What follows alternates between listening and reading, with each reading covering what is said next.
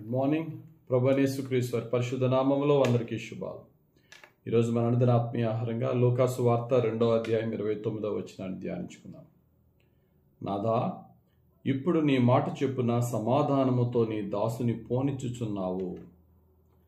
ఈ యొక్క వచనం మనం చూసినట్లయితే సిమియోను అనే ఒక వృద్ధుడు దేవుని మందిరములో దివారాత్రులు ప్రార్థనతో గడుపుతూ దేవుడు తనకు చేసిన వాగ్దానం కొరకు కనిపెడుతూ ఉన్నాడు. ఈ లోక రక్షకుడైనటువంటి యేసుక్రీస్తు ప్రభుని చూచేంత వరకు నీవు మరణము పొందవు అనే వాగ్దానం దేవుడానికి ఇచ్చారు.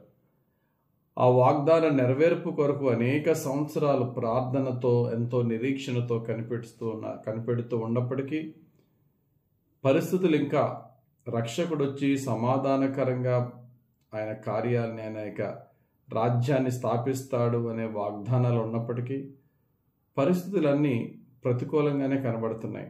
అయినా ఆయన ప్రార్థనలో ఏమాత్రము వెనుదిరగకుండా ప్రభు వైపు చూస్తూ ఉన్నారు.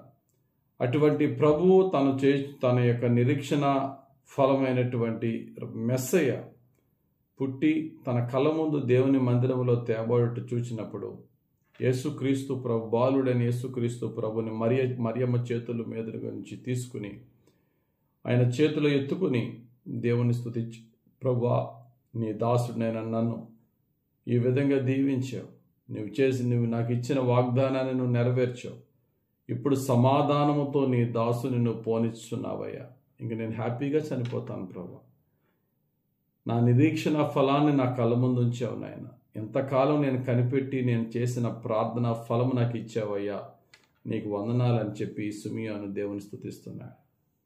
బైబిల్లో చాలా స్పష్టంగా ఒక మాట ఉంటుంది, ఆశగల ప్రాణమును తృప్తిపరిచి ఉన్నాడట.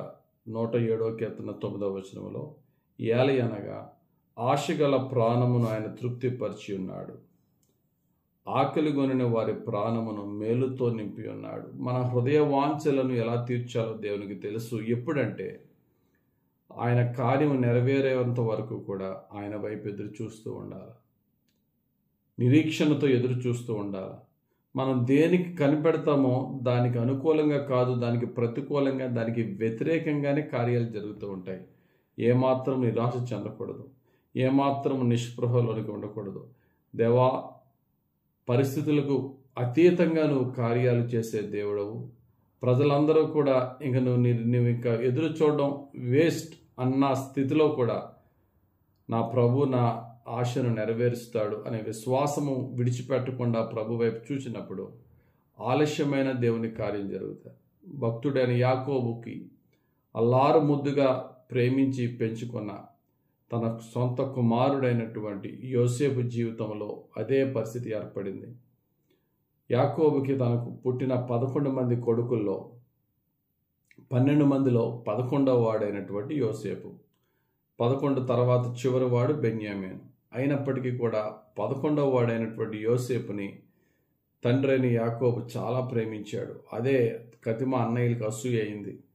యోసేపుని బానిసగా అమ్మేశారు, కానీ తండ్రికి అబద్ధం చెప్పారు. క్రూర మృగం ఆయన అతన్ని తినేసి చంపేసి ఉంటుందని చెప్పారు. ఆ యొక్క వృద్ధుడైన యాకోబు వేదనతో చాలా రోధించి నా బిడ్డని ఎప్పటికైనా నేను చూసుకుంటానా అని ఎదురు చూశాడు. 17 సంవత్సరాల తర్వాత, సుమారు 17 సంవత్సరాలు అంటే ఆయన 17 సంవత్సరాల వయసులో యోసేపు అమ్మివేయబడ్డాడు. 13 సంవత్సరాలు జైల్లో ఉన్నాడు ఐగుప్తు దేశంలో. ఇంకొక 7 సంవత్సరాలకి సమృద్ధి పోయి కరువు వచ్చిందంటే తండ్రిని విడిచిపెట్టి 20 సంవత్సరాలకి 13 + 7 20 సంవత్సరాలు, సుమారు 20 సంవత్సరాల తరువాతే తాను ఎదురు చూచుచున్న తన కొడుకు బ్రతికున్నాడనే వార్త తెలిసింది యాకోబుకి. యాకోబు యోసేపుని కలిసిన వెంటనే ఆయన అన్న మాట ఇప్పుడు మనం చదివిన సిమియోను ఏ విధంగా యేసు ప్రభుని చూచి సిమియోను ఏ విధంగా అన్నాడో, అయ్యా ఇప్పుడు నేను సమాధానంగా వెళ్ళిపోతానయ్యా అన్నాడు. ఆ విధంగానే యాకోబు భక్తుడు అంటారు.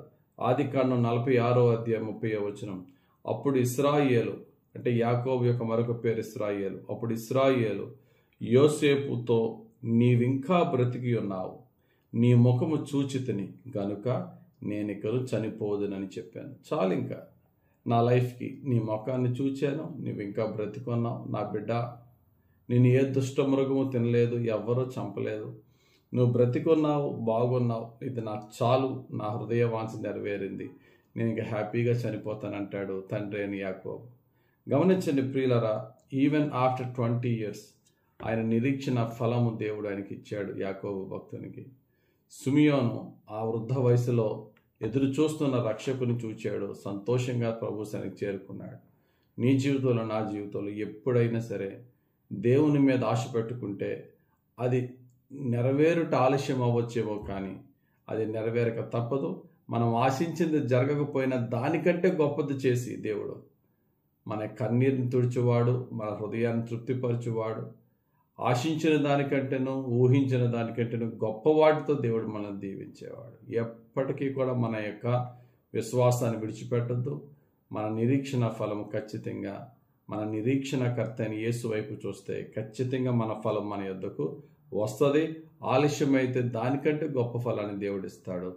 అదే విశ్వాసంతో ప్రభు వైపు చూస్తూ ప్రార్థన పూర్వకంగా పరిశుద్ధంగా ముందుకు సాగిపోదాం. దేవుడు మన హృదయ వాంఛలను తీర్చునుగాక. ఆమెన్. పరిశుద్ధుడా, ప్రేమ కలిగిన తండ్రి, ఈరోజు నాయన నీ దాసులమైన మాకిచ్చిన నీ నూతన వాక్యం బట్టి, నూతన దినమును బట్టి స్తోత్రాలు. ఈరోజు మాకిచ్చిన వాగ్దానముగా నీ మీద ఆశ పెట్టుకుని నీ వాగ్దాన ఫలము వైపు చూస్తూ ఉంటే మా విశ్వాసానికి కర్త కొనసాగించువాడా, నీవే తగిన సమయంలో మా హృదయ వాంఛను తీర్చువాడా, మా హృదయంలో మేము ఆశించిన దానికంటే గొప్పవాటిగా మా యొక్క హృదయ వాంఛలను ఫలింపజేయువాడా, నీ స్తోత్రాలు.